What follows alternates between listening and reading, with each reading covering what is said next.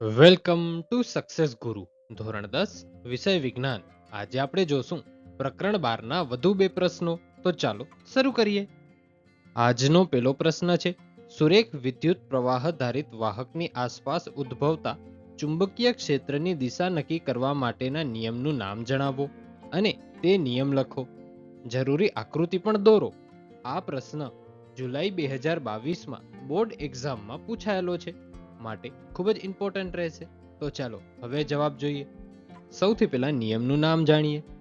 જમણા હાથના અંગૂઠાનો નિયમ. આ નિયમને મેક્સવેલનો કોર્ક સ્કૂલનો નિયમ પણ કહે છે. હવે નિયમ જાણીએ.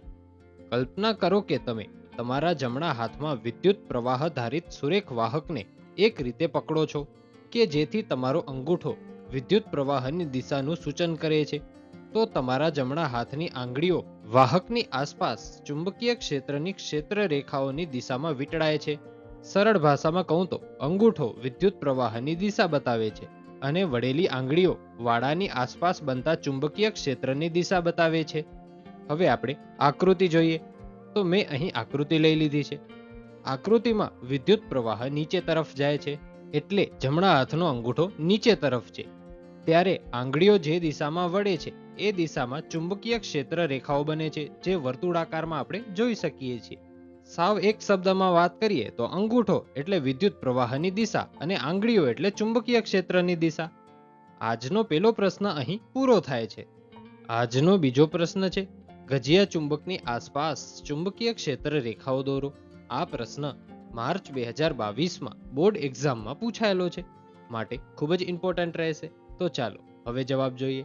સૌથી પહેલા તો આપણે આકૃતિ લઈ લઈએ અને હવે આગળ સમજીએ. આકૃતિમાં આપણે જોઈ શકીએ છીએ ક્ષેત્ર રેખાઓ એસ ધ્રુવમાંથી પ્રવેશે છે અને એન ધ્રુવમાંથી બહાર આવે છે. એટલે આપણે એમ તો કહી જ શકીએ કે ક્ષેત્ર રેખાઓ એસ થી એન તરફ જાય છે. એટલે આખી ક્ષેત્ર રેખા બંધ લૂપ એટલે કે ગોળ ચક્ર બનાવે છે, જે આપણે કંઈક આવી રીતે જોઈ શકીએ છીએ.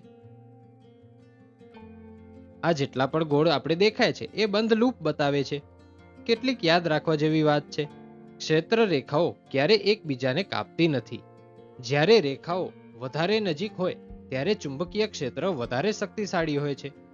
આજનો આ પ્રશ્ન પણ અહીં પૂરો થાય છે. Thanks for watching. આવા જ એજ્યુકેશનલ કોન્ટેન્ટ માટે સબસ્ક્રાઇબ કરો સક્સેસ ગુરુને.